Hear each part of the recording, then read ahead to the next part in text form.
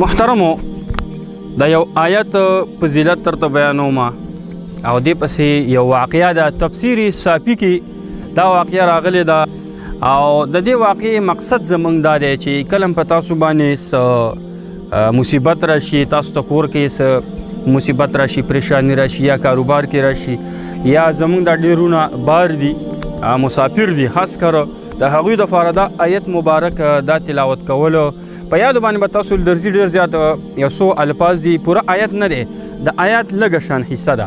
دې پسې لاول تاسو دا واقعه وایم چېرې دا واقعه په دې کې څه مخې ته رال او بیا د دې آیات چې کم فضیلت دی او کم قدر دی، کم عزت دی، نو دا به موږ او تاسو ته پته ولګي. محترم واقعه دا ده چې تفسیر صافی کې یو واقعه راځي د دې بصرې سره، یعنې د عراق نه چې کم دی نو یو کشتۍ هغه یعنی دغه سمندر چې کوم دی د عراق خواته په هغې کې روانه وه، نو یو بزرګ وایي زه پکې یم، نو زه په هغه کشتۍ کې ناست یم.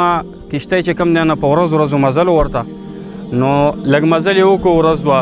په دې کې چې کوم دی نو داسې کار وشو چې په دې سمندر کې مونږ رواني او یو غیبي آواز وشو، وایي که چا ماله 10,000 دراهم راکړه زه به ورته داسې یو آیت وښیم چې په ده باندې کله هلاکت راځي، څه مصیبت راځي، نو دا آیت په ده په کار باندې راځي، زه به ورته داسې وظیفه وښیم.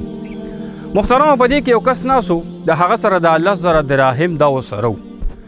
نو هغه وی چې ته خو ښکارې نه، ځکه چې اواز خو غیبي شوی و، وایي ته خو ښکارې نه، زه دراهم چاله ورکم. نو هغه غیبي اواز والا ورته بیا وایي ته دا دراهم د اوبو ته ورته وه، زه راغستی شم او زه به تا ته د آیت وښیم.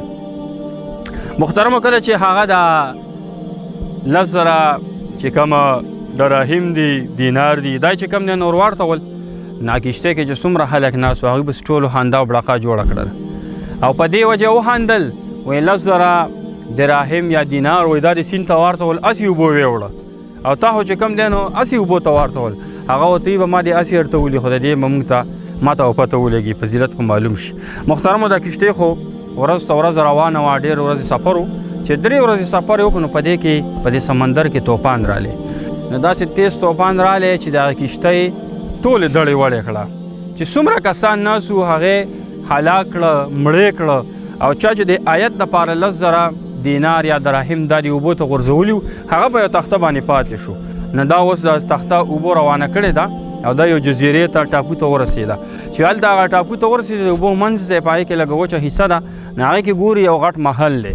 په هغه محل کې چې کوم دی نو دا کله ورننوته محل کې، نو هلته خوراکونه هم ګیر چاپېره پراته دي او دا سره زر هم پراته دي، سپین زر هم پراته دي، دا لالونه جواهرات پراته دي. ده چې وکته په هغې کې یو حسینه جنۍ ناسته وه، یو حسینه ښایسته جنۍ ناسته وه. دا ورلی د هغه جنۍ سره خبرې شروع کړې، ته څوک یې؟ وایي زه د بصرې ښار، یعنې عراق یو ښار دی، د هغې د یو تاجر لور یم. وایي ما سره هم دغه واقع شوې کوم چې تاسو شوې ده، کشتۍ غرقه شوې ده او زه یو جن دلته راوستی یم، یو شیطان یا پیري دلته کې راوستی یم او دلته زه قید کړی یم. هغه په هفته کې راځي او ما سره ملاقات کوي، وایي ما سره یعنې صحبت نه کوي، زنا را سره نه کوي، خو نور بوس او کنار لکه ما ښکلی را ښکلی دغه کار را سره کوي. وایي ما ته وایي چې ته دې زیږي نه وځه کړو، هغه رالی هغه ډېر غټ دی، نو هغه به تا مړ کړي. وایي ما ورته چې ما ته څه نه شي ویلی. په دې کې چې مونږ کته وایي هغه دیو را روان دی، شیطان دی. هغه چې کله ما ته رانږدې شو نو وایي ما هغه آیت درته ښیم. وایي ما دغه آیت دا حصه وویله، وایي چې دا مې تلاوت کړه، ورچوب مې کړه پې. وایي په دې کې هغه اور واخیسته، وایي اور یې واخیسته، اور پې بل شو، هغه ایره ایره شو. چې کله هغه ایره شو پرېوتو، نو ما ته هغه جنۍ وایي چې داسې کار وکړه، ما هم ځان سره بوځه او دا جواهرات هم راواله او ما د خپل ځای معلوم دی. وایي موږ رالو سمندر په غاړه کېناستو، یو کشتۍ راله هغې ته وختو، بصرې ته وایي ما هغه جنۍ بوتلله. وایي ما چې کله بصرې ته جنۍ بوتله، پلار یې ډېر زیات مالدار سړی و. وایي ما ته وایي چې موږ خو به د جنۍ پسې لور پسې ډېر زیات خفه وو، خو ستا انعام دا دی چې دا به زه تا ته په نکاح کوم. نو ایسته چې کوم دی نو ما ته هغه هم په نکاح کړه او هغه پلار راله غوڼ مال هم راکړو. نو محترمو دا د آیت کمال دی. آیت به تاسو ته ښکاري سورې طلاق آیت نمبر 2 او دغه لږه شان حصه ده تاسو په سکرین باندې ښکاري. دا آیت چې کوم دی نو دا تلاوت کوئ چې تاسو ته څه دشواري راځي، څه مسله راځي، په تاسو باندې چې کوم دی څه حالت راځي، بس دا قویه چې دا آیت مبارک ته وی، نو تا باندې به چې کوم دغه مصیبت او دغه چې کوم په تا باندې امتحان دی، دغې نه به د الله وباسي، ستا به الله جل شانه مدد کوي. کروړو خلکو ته ورسوي، الله خوشحاله کړي.